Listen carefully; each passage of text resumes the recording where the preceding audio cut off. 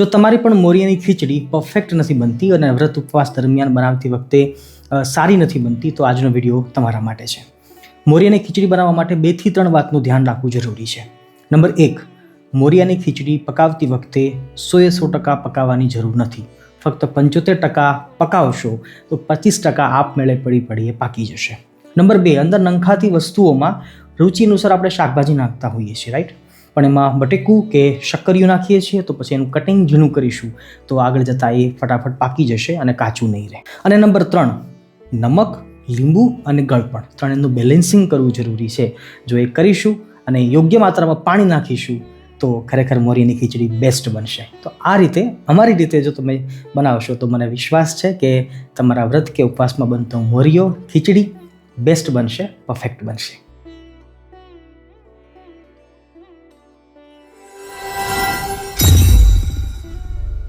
પ્રિયજનો, આજે આપણે જે મોરિયાની ખીચડી બનાવવાના છીએ, જેની અંદર હું 4 વ્યક્તિ માટે ખીચડી બનાવું છું અને આટલી વસ્તુનો ઉપયોગ કરવાનો છું.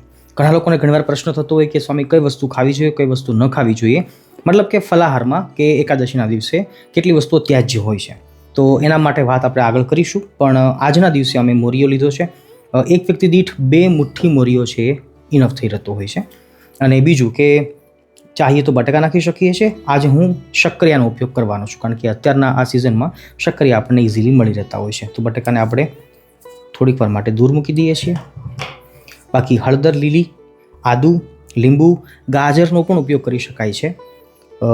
લીલા મરચાં, કોથમીર અને ટામેટાં, બસ આટલી વસ્તુઓનો ઉપયોગ કરી સિમ્પલ, સાદી પણ સ્વાદમાં બેસ્ટ અને નોર્મલ મસાલાઓથી આપણે આજની મોરિયાની ખીચડી છે બનાવીને તૈયાર કરીશું.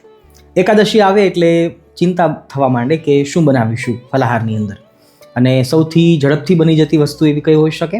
અને બીજો પ્રશ્ન એવો થાય કે બનાવ્યા પછી ઘરના પરિવારના સદસ્યોને ભાવશે, ફાવશે કે ગમશે કે નહીં ગમે.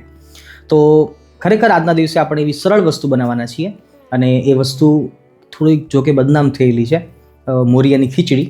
કારણ કે લોકો સારી રીતે બનાવતા નથી હોતા, પરફેક્ટ રીતે બનાવતા નથી હોતા અને પછી ખીચી થઈ જાય છે, ચીકણી થઈ જાય છે અને લોકોને એની અરુચિ થઈ જતી હોય છે. પણ ખરેખર હું વાસ્તવિક વાત કહું તો અમે સંતો જે રીતે મોરિયાની ખીચડી બનાવીએ છીએ એ સાચા અર્થમાં ખીચડીની પણ તમને ખમણ જેવો ટેસ્ટ આવશે. અને ખીચડીને ક્યારેય પણ ઓવરકુક નથી કરવાની હોતી. અમુક વસ્તુનું ધ્યાન રાખવાનું હોય છે પણ કદાચ બધા લોકો એ ભૂલી જતા હોય છે. આપણી યુટ્યુબ ચેનલ ઉપર આપણે 2 વાર મોરિયાની ખીચડી બનાવેલી છે અને એક તો મિલિયન ઉપર ગઈ છે, મતલબ 10 લાખથી વધારે લોકોએ જોઈ છે, અને એક છે 2-3-4 લાખથી વધારે લોકોએ જોઈ છે. અને ખરેખર એમાંથી ઘણા બધા લોકોને ઘણું બધું શીખવા પણ મળ્યું છે. લાંબી બહુ વાત કરવી નથી, પણ આજના દિવસે પણ આપણે એક સમથિંગ ડિફરન્ટ વે આપણે મોરિયાની ખીચડી બનાવવાનો પ્રયાસ કરીશું. અમે સંતો કેવી રીતે બનાવીએ છીએ એવી સાત્વિક મોરિયાની ખીચડી એકાદશી, હરિનવમી અને વ્રતના દિવસોમાં બનાવી શકાય એવી આ મોરિયાની ખીચડી આપણે જોઈ લઈએ. વિડીયોમાં છેક સુધી જોડાયેલા રહેજો. રાધે રાધે.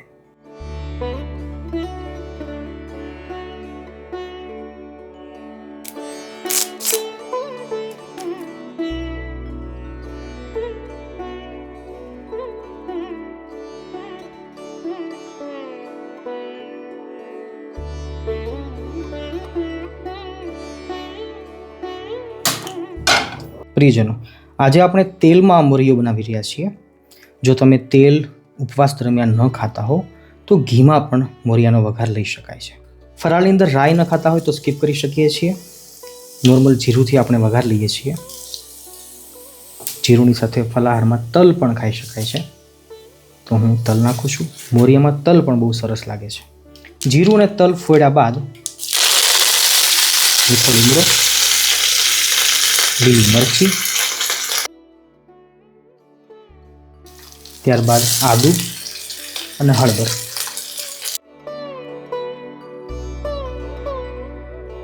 ત્યારબાદ ગાજરને નાખીએ છીએ કારણ કે ગાજરને પાકતા થોડીક વધારે વાર લાગે છે, પણ ઝીણું કટિંગ હોય તો ગાજર પણ ફટાફટ 2 થી 3 મિનિટમાં પાકી જાય છે. ગાજરની 1 મિનિટ પછી શક્કરિયા નાખું છું. મેં પહેલાં પણ કહ્યું હતું કે શક્કરિયાના જગ્યા ઉપર બટેકું પણ નખાય છે. આગળના જૂના વિડીયોમાં આપણે બટેકાનો ઉપયોગ કરેલો, પણ આ સિઝનમાં શક્કરિયા મળી રહેતા હોય છે. શક્કરિયા નાખવાથી 2 ફાયદા થશે.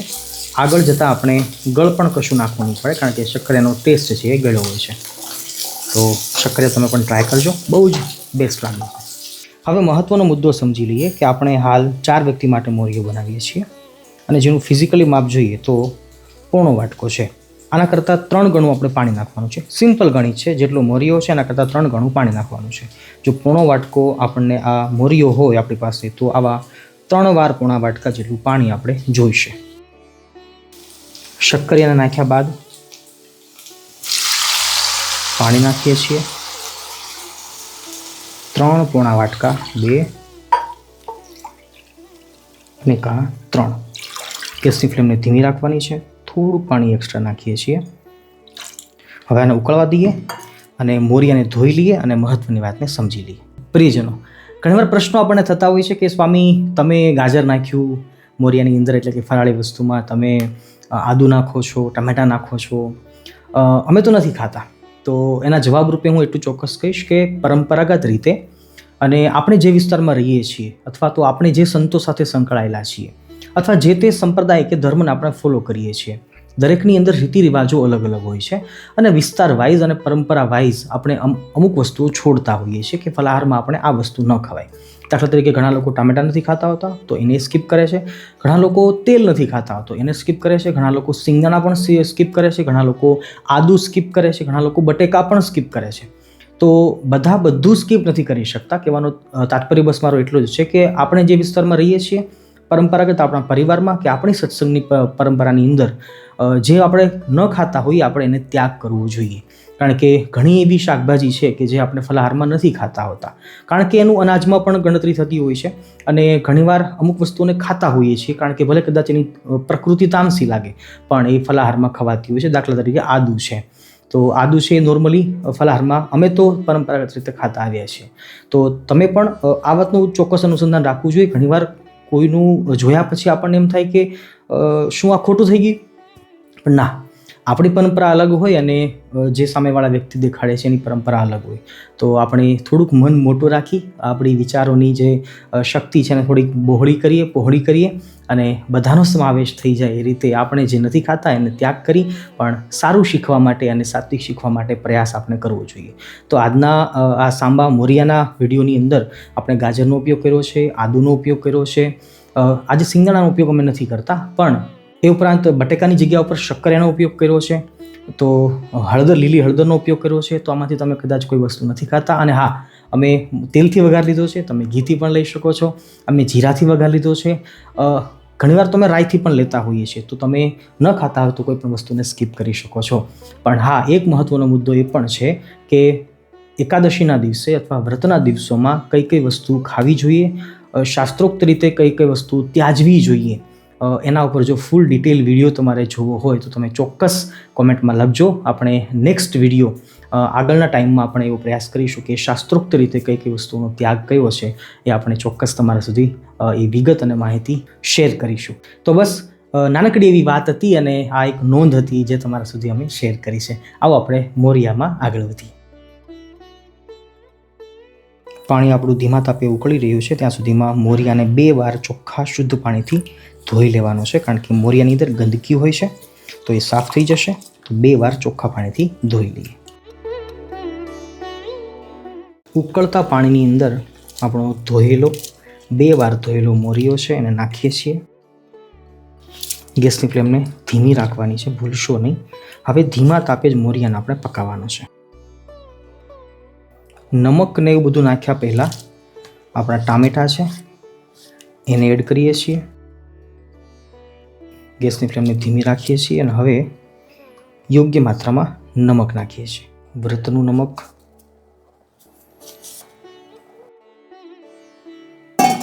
બે મિનિટ માટે આપણે ઢાંકી દઈશું જેથી મોરિયાની પાકવાની જે ગતિ છે એ થોડીક વધારે ઝડપી થઈ જશે. એમેઝોન અથવા તો ફ્લિપકાર્ટ ઉપરથી અમે આ વસ્તુ મંગાવેલી. ઘણા બધા મસાલાઓ હોય અલગ અલગ પ્રકારના, એકસાથે આપણે સ્ટોર નથી કરી શકતા, પણ નાની નાની બોટલો છે, વળી પ્લાસ્ટિકની છે અને ટકાઉ લાગે છે. આમ તો મટીરિયલ સારું છે, તો આપણી ઇઝી વ્યવસ્થા માટે આપણે આ ઉપયોગ કરી શકીએ છીએ. મને ગમી એટલા માટે મને એમ થયું કે તમારી સાથે શેર હું કરું અને ચોક્કસ લિંક હું આની નીચે આપીશ ડિસ્ક્રિપ્શનમાં, તમે મંગાવી શકો છો. બહુ સસ્તી છે, કદાચ 200-250 રૂપિયાની વસ્તુ છે, પણ મને સારી લાગી એટલા માટે મેં તમારી સાથે શેર કરી છે. અને આવી ઘણી બધી વસ્તુઓ હોય છે. જો તમે કોમેન્ટમાં કહેશો તો ચોક્કસ હું તમને રિવ્યૂ આપીશ કે આ વસ્તુ આપણે વસાવવી જોઈએ કે ન વસાવવી જોઈએ, પૈસા બગાડવા જોઈએ કે ન બગાડવા જોઈએ. પણ વ્યવસ્થાના ભાગરૂપે ઘણી બધી બોટલો આવી શકે. મીન્સ કે 3, 3, 6 અને 2, 8, 8 ને 8 16 વસ્તુઓ આપણે એકસાથે આપી શકતા હોઈએ છીએ, રાખી શકતા હોઈએ છીએ. મસાલાઓ છે, નાની મોટી બીજી બધી વસ્તુઓ છે. તો પ્રયાસ કરજો. ફક્ત 2 મિનિટ બાદ જોઈએ છીએ તો પાણી ચૂસાઈ ગયું છે અને ચલાવી લઈએ.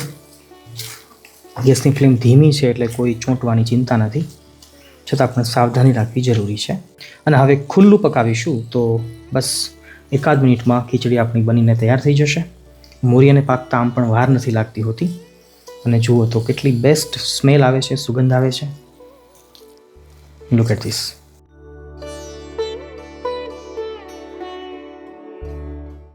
મોરિયાને નાખ્યા બાદ હવે 5 થી 7 મિનિટનો ટાઈમ ગયો છે ટોટલ. જોઈએ છીએ તો મોરિયો પાકી ગયો છે. ગેસની ફ્લેમને બંધ કરી દઈએ છીએ અને થોડુંક ખોલી નાખીએ એને, એટલે વરાળ જતી રહેશે, ઓવરકુક નહીં થાય. મેં પહેલાં પણ કહ્યું હતું કે ઓવરકુક નથી થવા દેવાનું. ઉપરથી થોડાક ધનિયા પત્તી અને ધાણા, જો કોઈ લોકો ન ખાતા હોય તો ધાણાના દાંડલા નાખજો જો ખરાબ હોય તો, પણ ધાણા વગર મોરિયો કદાચ સારો નહીં લાગે. અને આપણો મોરિયો બનીને તૈયાર છે. હવે આપણે ઠાકોરજીને ભોગ ધરાવી દઈએ. લીંબુ જો તમે ખાતા હો તો ચોક્કસ નાખી શકો છો, અને ઇનફેક્ટ નાખજો જ તો બેસ્ટ લાગશે. ખાંડ કે સાકર નાખવાની જરૂર નથી, કારણ કે આપણે એની અંદર શક્કરિયા નાખ્યા છે. મેં પહેલાં પણ આની વાત કરી છે. ચાલો ઠાકોરજીને ધરાવી લઈએ.